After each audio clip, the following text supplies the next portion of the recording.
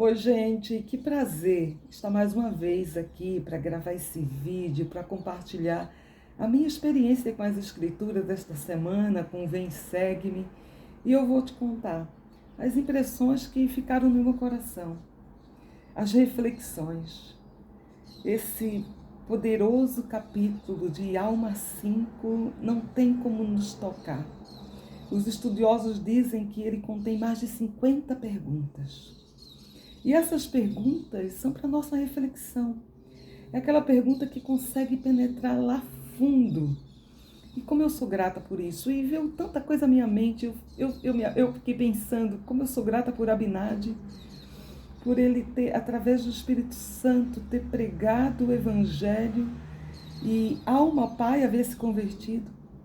E agora a gente vê essa história continuar com Alma, o filho. Vimos a história da sua conversão. E quando ele deixa a cadeira de juiz, ele desce da cadeira de juiz e ele vai pregar ao povo. E ele começa por Zaraínla. E, gente, quanta gratidão eu senti.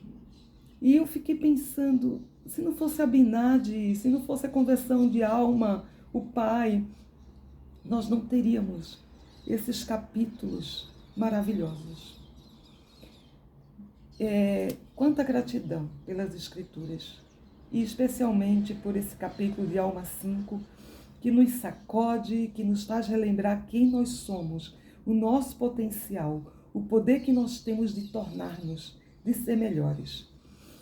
E uma das coisas que me chama muita atenção é quando a alma vê a condição do povo e deixa a cadeira de juiz e a iniquidade e as coisas do mundo entraram no coração das pessoas. Eles estavam ali mais preocupados com as coisas vãs dessa terra, a vaidade, a cobiça, o orgulho se havia apoderado deles. Cristo havia deixado de ser o centro da sua vida. E a Alma, ele vai pregar em Zaraínla para membros e não membros. Ele vai ajudar nesse processo de conversão. Ele vai chamar a atenção, inclusive, dos membros da igreja, que fizeram, que deixaram que o seu coração fosse levado pela leviandade do mundo. E Alma, ele vai falar sobre transformação, sobre conversão, sobre sentir essa poderosa mudança. E tantas coisas me vieram à mente. Essa semana eu tive a visita de uma amiga querida da minha ala, a Lori. E entre as coisas que a gente estava conversando era sobre mudança. E ela me dizia como foi difícil ela deixar a casa que ela morava, o apartamento que ela morava por tantos anos, para um outro apartamento. E ela dizia, esse só tem um banheiro, esse vai ser menor. E ela estava tão apegada que era tão difícil ela aceitar a mudança. E que agora, passado o tempo, depois da mudança, de toda a adaptação e instalação, ela percebe que foi a melhor coisa que ela fez. E eu conversava exatamente sobre isso. Eu dizia, eu adoro mudança. Me dá essa sensação de recomeçar, de iniciar. Então, gente, todos nós já passamos por muitas mudanças na nossa vida. E às vezes essas mudanças são mudanças físicas, mudanças que acontecem ali no nosso corpo, quando a gente é criança para a adolescência, mudanças do processo de envelhecimento, quando a gente se olha no espelho e você diz, sou eu, né? Já quase não me reconheço. A gente passa por muitas mudanças na vida. Mas a mais importante delas é aquelas mudanças que acontecem na alma. É aquela mudança que acontece no nosso coração. É a mudança capaz de nos tornar melhores. Então, Alma, ele está falando exatamente sobre essa mudança. Essa mudança que é possível somente com Cristo. Que só é possível através da conversão. Só é possível quando a gente limpa as nossas vestimentas no sangue do Cordeiro. E ele nos faz refletir por tanta coisa, porque todos nós vivenciamos, acredito que já passamos por esse momento que fomos batizados, nascemos de novo. Mas é necessário nascer de novo, e nascer da água e do Espírito. O que seria esse nascer de novo? Pode uma pessoa ser batizada e não nascer de novo? Pode uma pessoa ser batizada e não sentir essa poderosa mudança? Sim, Muitas vezes nós somos batizados, eu digo por experiência própria, porque eu senti através do Espírito Santo que era verdade. Mas essa conversão, ela só veio através dos anos, através do esforço. Foram nas aulas de seminário, 5 horas da manhã, com a minha querida professora Rosa. Essa conversão só veio de frequentar a igreja a cada domingo, de ler as Escrituras, mesmo quando eu não compreendia tudo. Essa conversão veio através de jejuns, através de ministração, de experiências sagradas. E é exatamente isso que a alma está dizendo. Ele fala sobre a sua conversão. E eu achei muito interessante porque ao falar sobre a conversão dele, ele não fala sobre a visitação do anjo. E eu fiquei pensando, nossa, mas o anjo foi primordial nessa conversão. Mas não é do anjo que ele fala. Ele fala de como ele buscou isso e de como ele teve o seu testemunho através do poder do Espírito Santo. Então, gente, é o Espírito Santo que faz a conversão. É ele que toca o nosso coração. Então, a gente pensa, lá mãe Lemuel também viu um anjo. Por que eles não se converteram? Não era uma questão de ter uma visão celestial. Quantos já tiveram a experiência de ver milagres na sua vida?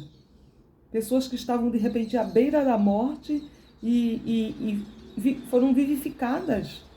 E reconheceram a mão do Senhor na sua vida, mas nem assim foi o suficiente para fazê-las ter essa mudança de coração.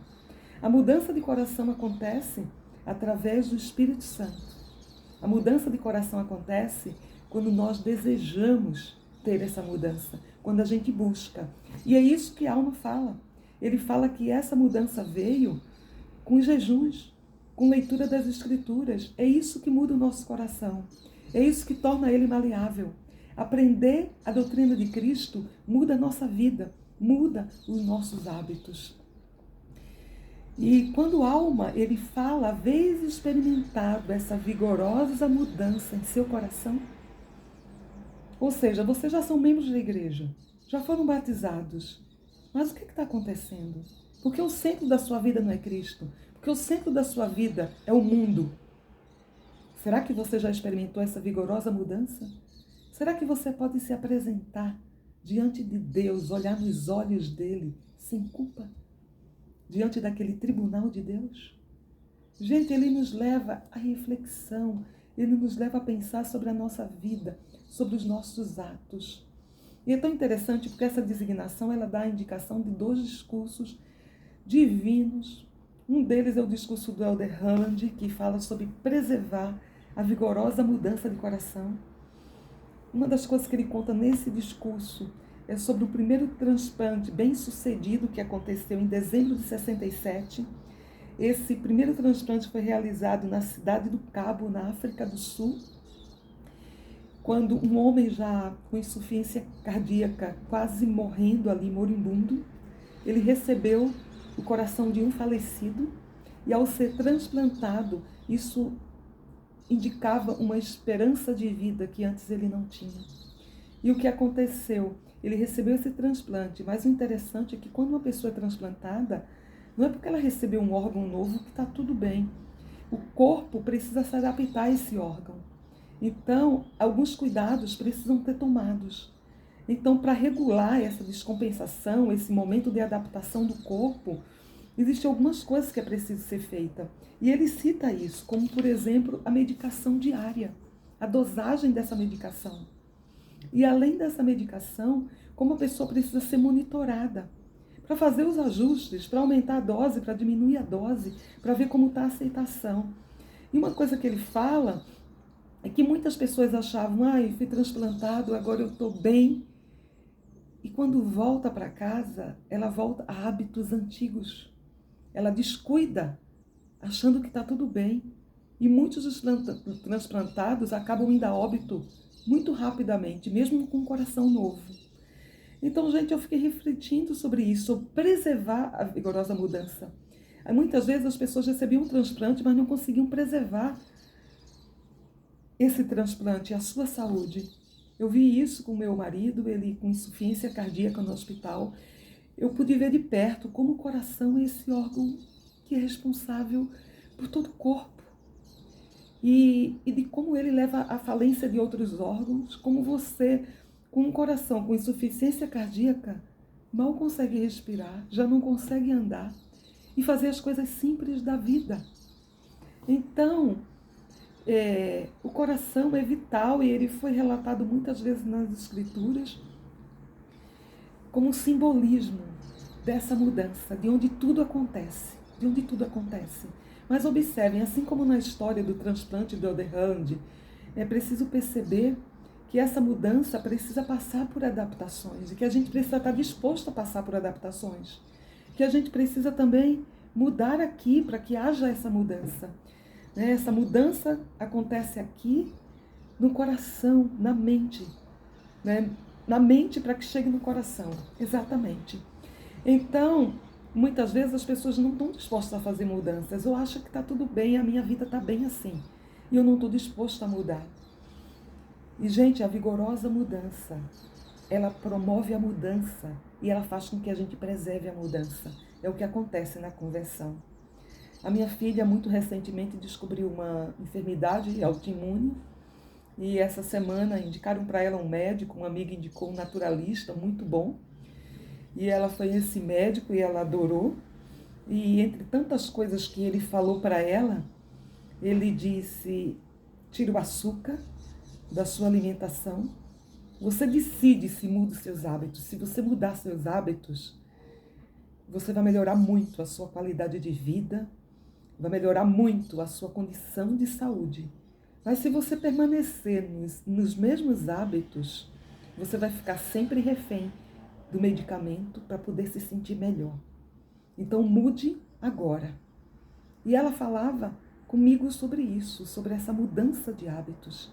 E eu fiquei pensando quantas vezes a gente precisa mudar na nossa vida. Mas, gente, mudança não é fácil. Mudança muitas vezes provoca o caos. E a gente sabe disso, né? Móveis da sala na cozinha, da cozinha na sala, caixas, a gente passa às vezes semanas, meses, até anos sem colocar as coisas no lugar. Toda mudança provoca o caos na nossa vida, mas depois que a gente se instala e que a gente se adapta, muitas vezes a gente olha e diz: nossa, como foi bom mudar. É a mesma coisa, tem coisas que você precisa colocar aqui, a consciência, eu preciso fazer isso. Enquanto eu não mudar esse hábito, eu não vou melhorar, eu não vou ter qualidade de vida. É a mesma coisa, enquanto eu não fazer, ou melhor, enquanto eu não permitir que Cristo faça mudança na minha vida, essa vigorosa mudança não vai acontecer. A mensagem de alma é sobre Cristo. É o ponto central desse capítulo. É sobre a conversão. É lembrando para eles a história, quem foram eles, como eles foram livrados do cativeiro, como o Senhor os abençoou, como eles deveriam ser gratos. Precisamos sim lembrar a nossa história. Ele fala sobre o propósito da vida, sobre se apresentar diante de Deus, sobre apresentar-se sem culpa, sobre fazer as mudanças necessárias, sobre sentir essa mudança de uma vez por todas. E mudança, gente, não é uma questão de tempo. Se eu tenho 1 ano de igreja, 10 anos, 30 anos. Eu assisti uma conferência aqui na semana passada com 70 diário Helder Leite. Eu gostei muito, que ele foi muito simples, objetivo, direto. E ele dizia assim: olha, não é tempo de igreja, não adianta, eu tenho 30 anos de igreja, mas eu continuo com esse mau hábito, eu não mudo, do que está adiantando? A igreja está para nos ajudar a mudar, para mudar maus hábitos, para transformá-los em bons, para transformá-los em atributos de Cristo, para que nos tornarmos discípulos de Cristo. Em outras palavras, é isso que a alma está dizendo. Então chega de dizer, estufar o peito: estou na igreja há 40 anos, há 50 anos, nasci, na igreja. Não é isso que vai nos salvar. O que vai nos salvar é a vigorosa mudança. É a mudança de hábitos, é o arrependimento sincero, é o guardar os mandamentos, é o perseverar, é ter o desejo de mudar a nossa vida, é fazer metas, é entender onde eu estou e o que eu preciso mudar na minha vida. E aí ele cita nessa designação de leitura um outro discurso que eu amei, que é o do Aldo Ballard, que se chama Retornar e Receber. E ele fala que ele diz que ele tem observado ao longo dos anos que as pessoas que conseguem mais realizações são as pessoas que têm uma visão clara da sua vida. com objetivos para mantê-los centrados na sua visão, com planos estratégicos para alcançar esse objetivo. E ele diz, saber para onde estamos indo e como pretendemos chegar pode trazer significado, propósito e realização para a nossa vida. Então ele fala sobre a diferença que a gente vê muito em projeto científico, quando a gente dá aula na universidade ou estuda essa disciplina na universidade, e a gente aprende, uma coisa é o seu propósito, uma coisa é o seu objetivo, onde você quer chegar. Outra coisa é o plano, é a estratégia, é a metodologia, como você vai chegar nesse objetivo. O que eu preciso, e ele fala mesmo, o Pai Celestial tem um grande plano de felicidade. Por exemplo, virmos a Terra faz parte de uma dessas estratégias, é parte do plano, mas não é o plano. Muita gente pensa, eu estou doente, morreu fulano, estou desesperado. E pensa que essa Terra é o fim, perde o foco. Essa é só uma parte do plano, é uma das estratégias para que a gente possa provar merecedor e digno de retornar ao Pai Celestial. E qual o objetivo dele? Proporcionar a vida eterna e a imortalidade a todos os homens. E ele fala, por exemplo, que aqueles que seguirem o plano, eles podem retornar para casa e podem receber todas as bênçãos. E ele diz, Satanás preferiu não retornar para casa. E ele não vai receber as suas bênçãos, porque ele escolheu um outro plano. Então é muito claro que a gente precisa aprender a determinar nossos objetivos, a fazer nossas metas, a saber onde nós queremos chegar. Gente, alma é maravilhoso. E eu convido vocês, leiam essas passagens de escrituras e sintam essas experiências, tenham suas próprias experiências. Se eu não sei ainda que a igreja é verdadeira, chegou o momento de saber. Se eu não tenho um testemunho do livro de Mórmon, chegou o momento de ter. Mas eu só vou ter quando eu tornar o meu coração maleável, quando eu abrir o meu coração para ler as escrituras. Essa comunicação direta do nosso Pai Celestial conosco, quando eu orar, quando eu jejuar, quando eu for à igreja, quando eu pagar o preço para isso. E ele fala que somos justificados por Cristo. Não são as nossas obras. As nossas obras não ajudam diante de Deus, mas só por elas não seríamos salvos, porque também somos pecadores. Mas é o sangue de Cristo que nos purifica e que nos justifica. Mas para isso a gente precisa estar despido de inveja, de orgulho.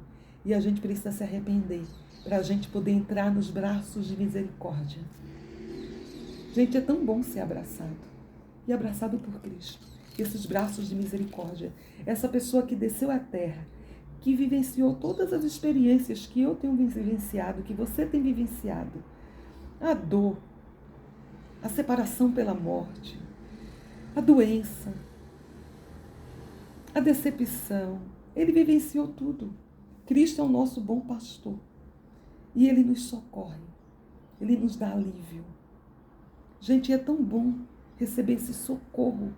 O socorro de Cristo, ele vem. Ele vem quando nós o buscamos. O próprio nome, quando a gente olha, socorreu, correr, escorrer, correndo. É isso.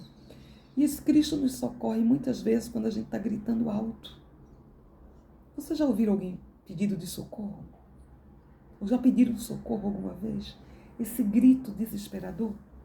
Eu nunca vou esquecer que um dia eu estava aqui na sala com meu marido e de repente eu comecei a escutar gritos de socorro na rua. E eu corri imediatamente para a janela. Era um Uber que estava sendo assaltado e o ladrão começou a disparar. E o grito de socorro dele desesperado levou todo o prédio a ligar, pedir resgate, ambulância. Uma médica do prédio foi imediatamente correndo para poder aplicar os primeiros socorros. E todo mundo, nesse alívio rápido, nesse socorro rápido, fez com que no final esse rapaz fosse socorrido, passasse por cirurgias, mas sobrevivesse. E ele gritou muito alto. Às vezes a gente vai gritar muito alto no nosso quarto, pedindo ajuda.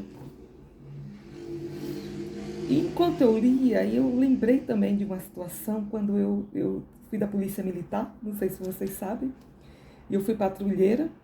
E eu trabalhava nessa época 24 horas, eu tinha um oficial do meu lado, um motorista, e eu lembro de uma situação que a gente estava fazendo ronda, era uma ronda de rotina, e a gente estava na região ali perto do Curado, no ABR, Estava escurecendo já, noite já. Eu diria que já estava bem escuro. E nós estávamos passando numa rodovia e o tenente disse assim para o motorista: reduz a velocidade. Eu fiquei pensando, por que ele está pedindo para reduzir a velocidade nessa rodovia? E aí ele disse: para o carro. E parou o carro e nós descemos. E ele disse: eu escutei gemido, parecia um grito de socorro. E eu disse: caramba, porque eu não ouvi nada. Deviam ser gritos muito baixos ou gemidos muito baixos. E à medida que era uma mata, né, era rodovia e só mata, a gente começou a entrar na mata. E a gente encontrou um homem gemendo, um homem que havia sido jogado na mata para morrer. Haviam espancado ele. E eu fui tão grata, senti tão grata por aquele oficial que conseguiu, com a sua sensibilidade, ouvir. Eu sei que o Senhor manda anjos e que o Senhor se comunica. E nós conseguimos resgatar aquele homem e levá-lo ao hospital antes que fosse fatal. Porque ninguém passa por aquela região. Ninguém ia vê-lo. Ele estava fadado a morrer ali. Mas não era o dia dele. E talvez ele tivesse clamado ali na sua dor: socorro, socorro. E aquele oficial ouviu. E muitas vezes a gente vai gritar. Outras vezes a gente não vai ter nem força para gritar, de tão debilitado que vamos estar. Mas o Senhor vai nos ouvir. E aí é lindo, porque Alma fala exatamente sobre isso. Ele fala sobre o nosso Salvador. Né? Ele fala que ele seguirá sofrendo dores e aflições, tentações de toda espécie. E isso para que se cumpra o que diz que ele tomará sobre si as dores e as enfermidades de seu povo. Ele tomará sobre si a morte para soltar as ligaduras da morte. Enfim, gente, Alma, ele fala sobre o seu testemunho, como ele adquiriu o seu testemunho. Ele chama esse povo ao arrependimento, a andar de volta nos trilhos. E aí depois ele vai para a cidade de Gideão e é maravilhoso, porque aí ele já encontra o povo que, diferente do povo de Zaraima, claro, tinha acertos a fazer. Mas a gente vê que esse discurso é muito mais brando, porque ele encontra esse povo tentando seguir o caminho da retidão. E nesse momento ele faz a adaptação ao contexto, ele vai falar de acordo com esse contexto. Embora ele fale de arrependimento, ele vai falar sobre Cristo aqui, ele vai falar sobre esse Cristo que nasceria de uma virgem, de Maria. A gente está falando de 80 anos antes do nascimento de Cristo. É o momento que Alma está falando, ele profetiza. E novamente a sua mensagem central é Cristo. A sua mensagem central é fé em Cristo. Arrependimento para a remissão dos pecados, dom do Espírito Santo, perseverar até o fim. Essa é a mensagem dele. Guardar os mandamentos. E ele diz assim: porque percebo, em Alma 7, no versículo 19, porque percebo que estás nas veredas da retidão. Percebo que estás no caminho que conduz ao reino de Deus. Sim, percebo que estás endireitando as suas veredas. E percebo que foi dado conhecer pelo testemunho de sua palavra, que não pode andar por veredas tortuosas, pelas palavras, por esse testemunho através de Cristo. É esse testemunho de Cristo, gente, que faz a gente querer ser melhor. Esse testemunho de Cristo que faz a gente querer mudar a nossa vida e ter essa vigorosa mudança. Que faz querer mudar os nossos maus hábitos. E ele fala sobre isso, sobre mudar. Ele fala sobre ser moderado. Ele diz assim no versículo 23. E agora quiseras que fosses humildes e submissos e mansos, fáceis de persuadir. Gente, como é bom uma pessoa humilde, mansa, fácil de persuadir. Cheios de paciência, longanimidade, sendo moderado em todas as coisas, a moderação em todas as coisas. Guardando diligentemente os mandamentos de Deus em todos os momentos, pedindo as coisas necessárias, tanto espirituais como materiais. Nós não precisamos de muito para viver bem nessa terra, Nós só precisamos das coisas necessárias, tanto espirituais quanto materiais. Agradecendo sempre a Deus por tudo quanto recebeis. A gratidão, ter essa gratidão no coração. Lembrar de onde vêm nossas bênçãos. Procurai ter fé, esperança e caridade. E então fareis sempre boas obras em abundância. Gente, é sem palavras para poder dizer tudo que a alma nos ensina, para poder dizer como a gente pode mudar a nossa vida, como essa vigorosa mudança pode acontecer no nosso coração.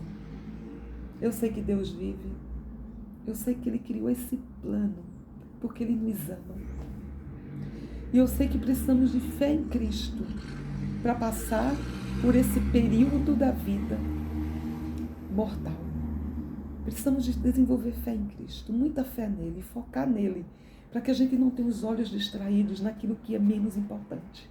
Para que a gente aprenda a colocar ele em primeiro lugar na nossa vida.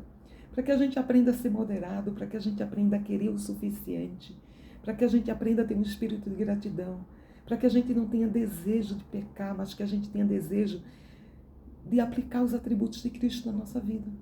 Mais fé, mais paciência. Ser discípulos de Cristo, de operar essa mudança. Que o Senhor nos abençoe para que a gente acorde cada dia determinado. Hoje eu vou ser melhor que ontem. A gente precisa pensar em progredir. E se eu tenho uma dificuldade muito grande, vamos lá, com a ajuda de Cristo. Vamos pedir. E seja lá o que eu estiver passando na minha vida, Cristo passou por tudo isso. E Ele tem o poder de aliviar minhas cargas. Ele tem o poder de me socorrer em todos os momentos. Mesmo quando eu não consigo gritar. Mesmo quando eu só consigo murmurar de dor. Ele vai estar lá. A gente só precisa buscá-lo. Esse é o propósito da vida. Seria muito fácil se as coisas fossem imediatamente ou fosse como queríamos. As provações vêm, vão. Muitas vezes a gente não entende exatamente, mas a gente sabe que todas elas nos refinam e nos tornam melhores. Não desejemos ficar onde estamos, que a gente possa progredir, que a gente possa vencer nessa corrida e poder triunfar, retornar à presença de Deus e receber todas as bênçãos. Até a próxima.